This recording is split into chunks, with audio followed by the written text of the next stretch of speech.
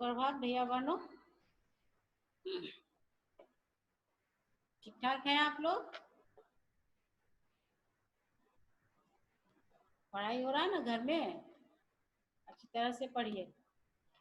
आज हम लोग पढ़ेंगे तीन भाई। ऐसे तो हम लोग बहुत सारे भाई का कहानी सुन चुके हैं, राम लक्ष्मण भरत शत्रुघ्न।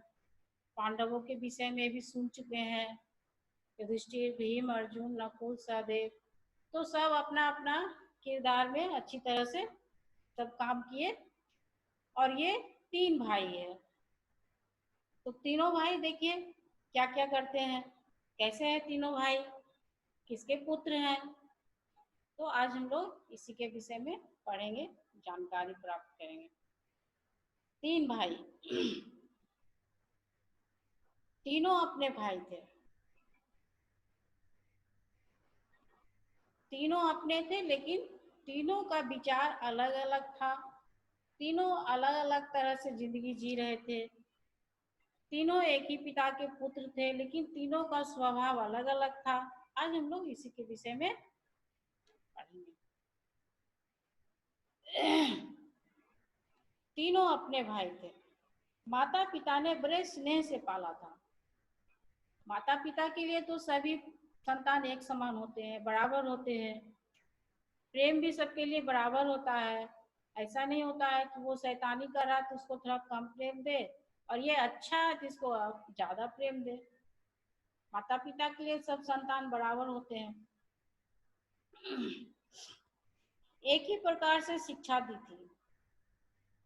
तीनों अपने भाई थे, माता पिता ने प्रेम से पाला था, और तीनों को एक ही प्रकार से शिक्षा भी मिला था।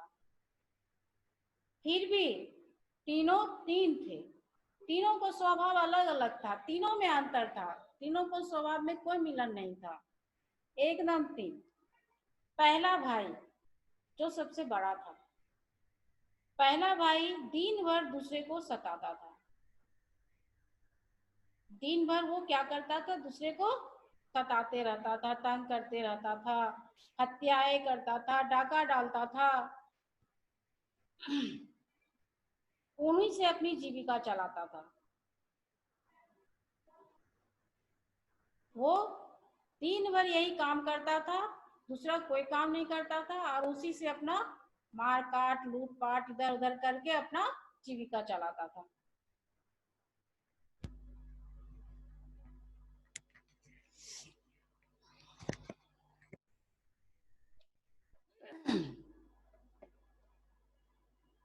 उसका जीवन पर पीड़न पीड़न का, पर पीड़न मतलब पर पीड़न, पर मतलब दूसरे को दुख देना, पीड़न मतलब पीड़ा मतलब दुख देना, दूसरे को दुख देना।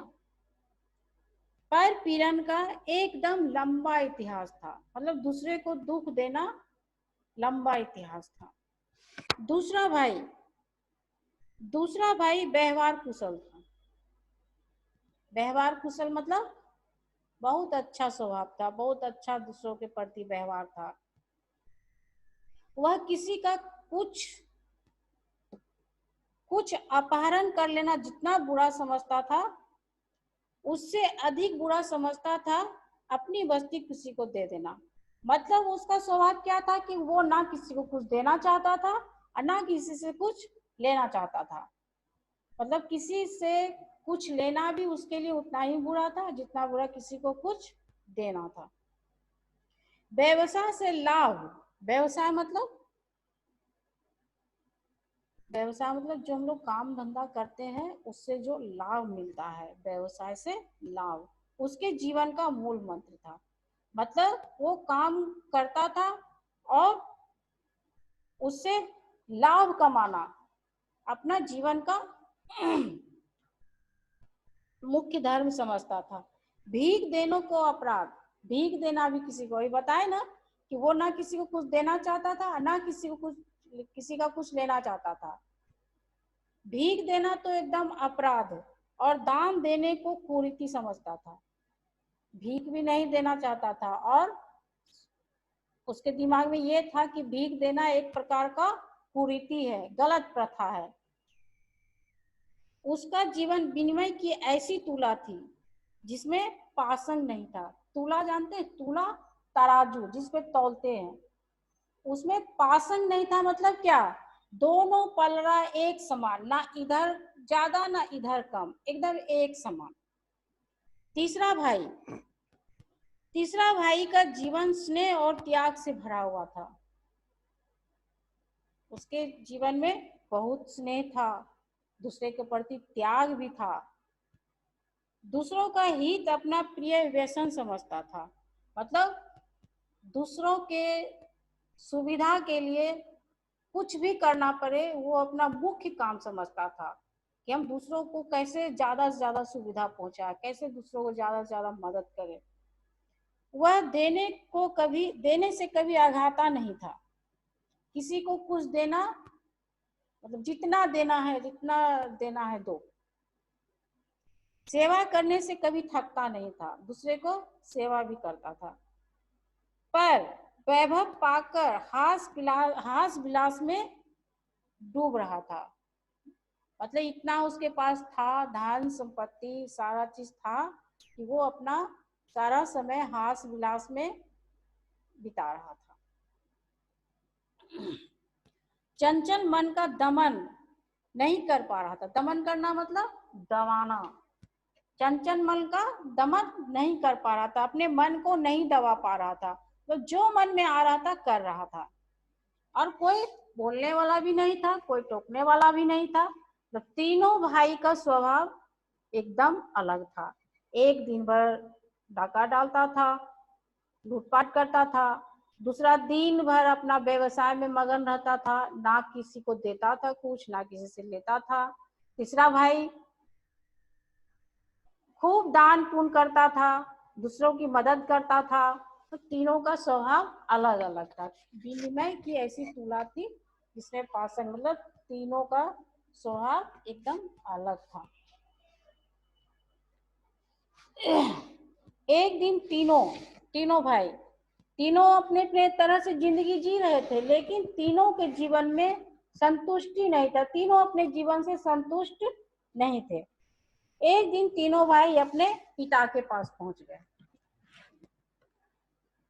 किसी कारण से, क्योंकि तीनों तो काम कर रहा था अपने ढंग से, लेकिन तीनों को अपने काम से संतोष नहीं था। और कहने लगे, पिताजी हम तीनों अपनी अपनी रुचि के अनुसार जीवन जी रहे हैं, तीनों अपने पसंद से जैसे जीना चाहते हैं वैसे जी रहे हैं, पर संतोष नहीं हो रहा है। और तीनों को अपने जीवन से संतोष नहीं था। आप हमें कुछ उपदेश दें। इस तरह से जीते जीते अब तीनों जो है ऊब गया था, इसलिए अपने पिताजी के पास गए और उससे कुछ मतलब शिक्षा मांगने गए कि हम लोग अच्छा से जी सके, कुछ उपदेश दे कि हम अपने जीवन में कुछ सुधार कर सके, संतोष पा सके। इस तरह से जीते जीते अब वो तीनों का मन उब गया था। पिता ने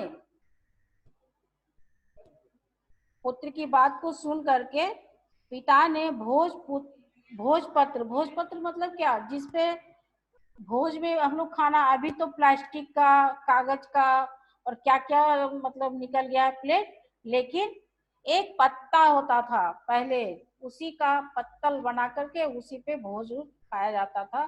किसी भी पार्टी फंक्शन में उस पे खाना खाया जाता था, और पुराना जमाने में उसी पर लिखा भी जाता था। तो भोजपत्र के तीन छोटे छोटे टुकड़े किए, टुकड़ों पर कुछ लिखा। भोजपत्र का 3 टुकड़ा करके तीनों पे कुछ लिखा। ये तीनों को पता नहीं चल रहा था कि क्या लिखा गया है। उसे लपेटा, मोड़ के, इस तरह से कागज फाड़ के हम लोग ऐसे मोड़ देते हैं ना कि दिखे नहीं दूसरे को, उसको लपेटा और प्रत्येक को एक एक टुकड़ा देकर कहा, तीनों भाई को एक एक टुकड़ा दिया और कहा, जाओ इसे घर पर खोलकर पढ़ना और मेरे उपदेश पर चलने की चेष्टा करना। मतलब हम जो उपदेश दे रहे हैं इस पे चलने की चेष्टा करना, कल्याण होगा। घर आकर जब उन तीनों ने भोजपत्र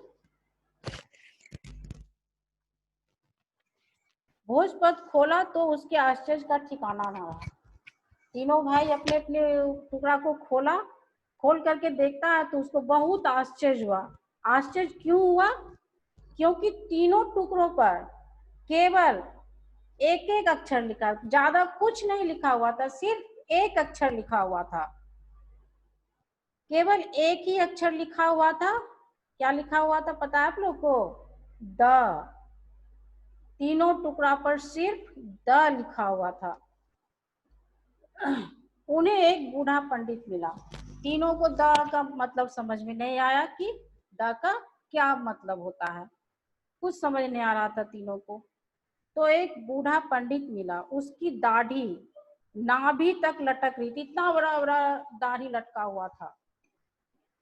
बालों को समय के प्रभाव ने धो धोकर उजला कर दिया था, मतलब वो वृद्ध हो चुके थे, बूढ़ा हो चुके थे, इसलिए बाल दाढ़ी सब सफेद हो गया था, उम्र बहुत अधिक थी। कमर अनुभव के बोझ से झुक गई थी। तो बूढ़ा व्यक्ति को देखते होंगे आप लोग, कमर भी ऐसे झुक जाता है, बाल दाढ़ी सब पक जाता है, तो वो उसी प्रकार के एक वृद्ध व्यक्ति थे। वह उनके पिता के उपदेशों को अर्थ समझाने के लिए राजी हो गए। जो द अक्षर लिखा था तो अनुरोध करने पर वो वृद्ध व्यक्ति तीनों भाई को द अक्षर का अर्थ समझाने के लिए राजी हो गए। उसने पहले से कहा, पर पीड़न से तुम्हारा हृदय कलुषित हो गया है। कलुषित मतलब काला हो गया है,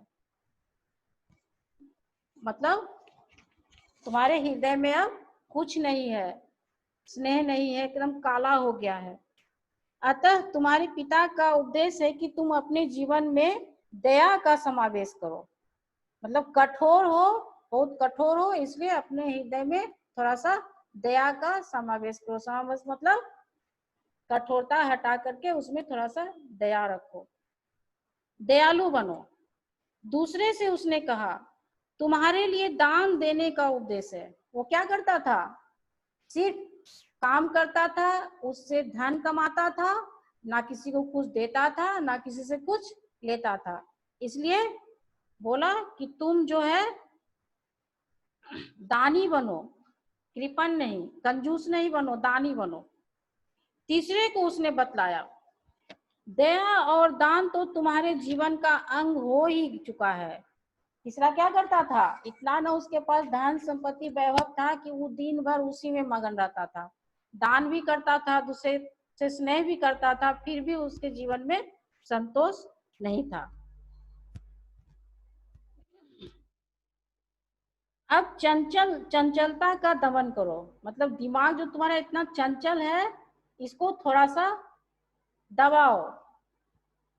हास विलास में मत डूबो। तुम्हारे लिए द अक्षर का अर्थ दम यानी दमन है। दमन मतलब दबाना। यही तुम्हारे पिता का पवित्र उपदेश है। तीनों भाई को समझा दिया। एक ही अक्षर द के तीन अर्थ निकल आए। क्या निकला? पहला द से दया भाव, दान भाव और दमन। तीनों के लिए अलग अलग अर्थ थे, तीनों समझ लिया। विधाता के इन तीनों पुत्रों में से पहले भाई का नाम क्या था? दानव। दानव क्या करता था? दिन भर डाका डालता था, हत्याएं करता था, लूटपाट करता था। तो ऐसा कौन करता है? दानव। दूसरे का है मानव। मानव क्या करता है? दिन भर पैसा कमाने में ही व्यस्त रहता है। किसी को कुछ देने बोलो, दान करने बोलो तो वो ऐसा नहीं करता है, क्योंकि वो बहुत मेहनत से धन कमाता है, इसलिए वो किसी को कुछ देना नहीं चाहता, किसी का कुछ लेना भी नहीं चाहता। और तीसरा कौन है? देवता। इसके पास तो बहुत धन संपत्ति है, इसलिए वो हास विलास में डूबा रहता है। तो दानव के लिए क्या था? दान भाव धारण करना। मानव के लिए क्या था? दानव के लिए दया भाव, मानव के लिए दान भाव, देवता के लिए दमन, दबाना। ठीक है, आप लोग समझ गए होंगे इसको, इस पाठ को, कि तीन भाई थे, अपने थे, फिर भी तीनों में कितना अंतर था। और फिर तीनों को क्या करना पड़ा, जो तीनों को अपने जीवन से संतोष हो गया। आगे कुछ परेशानी होगा फिर बताइएगा, ठीक है। यहाँ देखिए कुछ शब्द लिखे हुए हैं। क्या है? तुला। तुला मतलब तराजू। तुला में क्या करते हैं, देखते होंगे आप लोग, किसी को कुछ तौलते हुए देखते होंगे, सब्जी वाले को, दाल वाले को, चावल वाले को। तुला, तराजू। व्यसन मतलब शौक, शौक जो होता है अपना। दमन मतलब दबाना। विनिमय मतलब अदला बदली। कृपण मतलब सूद, कंजूस। कृपण का अर्थ हुआ सूद, कंजूस। ठीक है। अब आप लोग जो है, अगर किताब है तो इसको पढ़ के समझिएगा, जहां समझ में नहीं आता है बताइएगा, ठीक है। मैसेज कीजिएगा, हम उसको फिर से बताएंगे। घर में रहिए, सुरक्षित रहिए, अच्छी तरह से रहिए, अपने से बड़ों का कहना मानिए, ठीक है। धन्यवाद।